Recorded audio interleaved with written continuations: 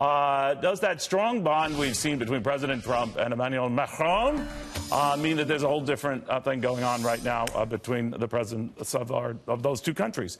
I got a sense today from Mr. Macron that he was dialing back some of the stuff he was telling the president yesterday, but I could have been imagining it. This young lady was in the audience there, Tennessee Republican Congressman Diane. Congressman, very good to have you. There were more Democrats standing up for things that Macron was saying, including sticking to that Paris, environmental treaty, that climate accord, sticking to the Iran deal. Go ahead, fix it, don't jinx it, don't just junk it. You got a lot of rave applause for that. I didn't know among Republicans, but what do you think? Well, I think that what we're looking at is a great relationship between the president and President Macron, and I'm excited about that because we need to have good relationships with our foreign partners, and this is one where I believe at the end of the day, even with some of the differences that we do have, it is good to have this strong relationship considering a world that is very dangerous, and that we can work with someone who has a very similar ideas such as us. You know, they obviously differ on some big things like the climate. Yeah, but it was a lot more noticeable before Congress where he was speaking, and maybe it's just the crowd to whom you speak, but versus speaking to the president yesterday. Now, maybe I'm overanalyzing this, but which is the real Emmanuel Macron?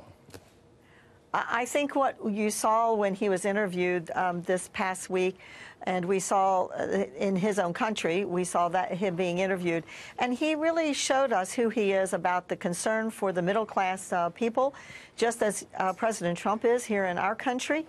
There are some big issues that I believe that the president and Macron will be able to come together on. Right. Look, we have a long-standing partnership, and this is a partnership that goes all the way back to the time of the Revolutionary War with Lafayette, and also us during World War II. And so this is a good relationship for us to have on some very big issues where both of them can find a way to talk through the differences and at the end of the day come out strong. President Trump is strong. He has said America first, and we see that is happening all throughout the entire world, including in North Korea. Well, you're quite right. I think the media calls it a bromance. It's been struck up between the two leaders, who'da thunk, as they say. But it heralded back to me and reminded me of the Reagan-Gorbachev relationship, which was odd at its first appearance, but ended up, being key to breaking down the Berlin Wall as time would go on.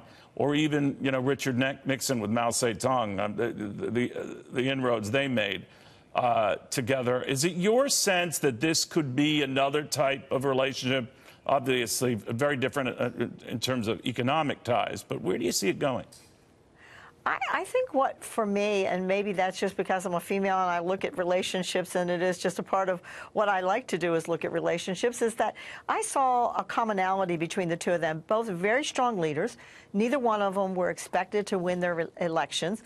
And both of them are very concerned about the middle class, and they're even willing to go up against a wall of media that is going to sell them in a very different way than what they're really about, and they're willing to stand for that. And I think that was pretty clear in what I saw in the interview that was done with Macron there in France. I agree. I mean, and you're always surprised, people find common ground on the unlikeliest of issues and matters. Thank you, Congressman. Very good seeing you again. Thank you. It's good to be with you.